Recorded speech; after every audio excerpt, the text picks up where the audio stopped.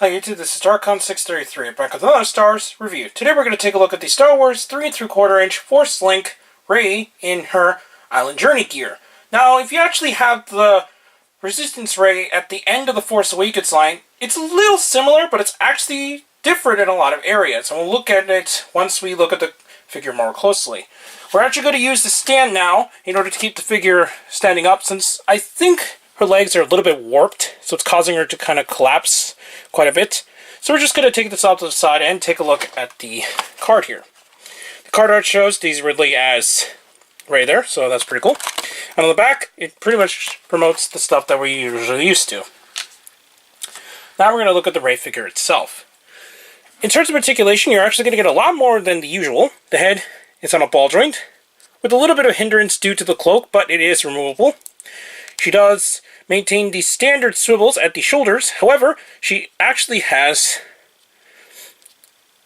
wrist swivels, but not really wrist per se, since it actually is the entire part of the arm. So that's very interesting that you actually have that kind of swivel.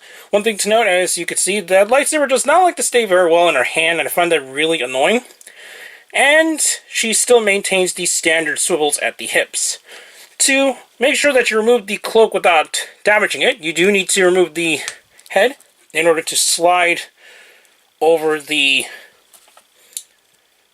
piece there. So now we got Rey in her standard outfit underneath, which is a pretty good likeness to Daisy Ridley. You're not going to get a whole lot in these smaller 3 3/4 inch scales, but I think it turned out pretty okay. She does include the blaster, obviously, since she still has it from Force Awakens. And you can place it in her hand with no issues, so that's nice. We're actually going to slide this back in and take a little comparison between several of the other different Reys we've gotten over time. So we're going to quickly just keep her on the stand here. And here she is next to the standard version of Rey, or the one from the Takodana set. So we got this one. Next, here is the Rey that was actually included with her speeder, which is a pretty bland and generic version of Rey, since it's just basically her in her speeder outfit. We're going to quickly place her here. Having a little bit hard time holding on to her staff, but here we go. Here's the next version of Rey that was released in Rogue One, which is another version of her in her speeder gear, but she actually has her face exposed. And the next one we got is the Resistance Rey from the end of The Force Awakens, as mentioned. So we're going to quickly slide these over in order to make sure they're in frame. So we actually do have quite a bit of different Rey figures over the time here. And then finally, here is the Jedi training version of Rey that we already looked at. So in terms of the outfits, there isn't a whole lot of difference between the various versions of Rey, but I guess it's interesting enough that she did go through a little bit of changes between her multiple outfits. So we're going to take most of these out of the way and take a quick comparison first with the Resistance Rey a little closer.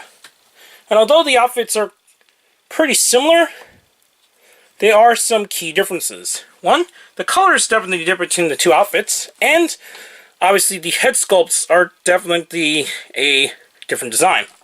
Obviously with the swivels on her arms, it's not the same exact figure otherwise, and she does maintain the Force Link at the bottom of her foot right there. Finally, we're going to take one more comparison next to her look in her training gear. So we're going to quickly bring that one over here. And surprisingly enough, since I actually tried this before, it seems like the lightsaber that includes here with the training gear actually fits a little bit better in her hand for some reason. I think it's just the way that the hilt is designed. From what I could tell, I think I was able to get this one better in her hand. And the same thing can be said here with the Jedi training version.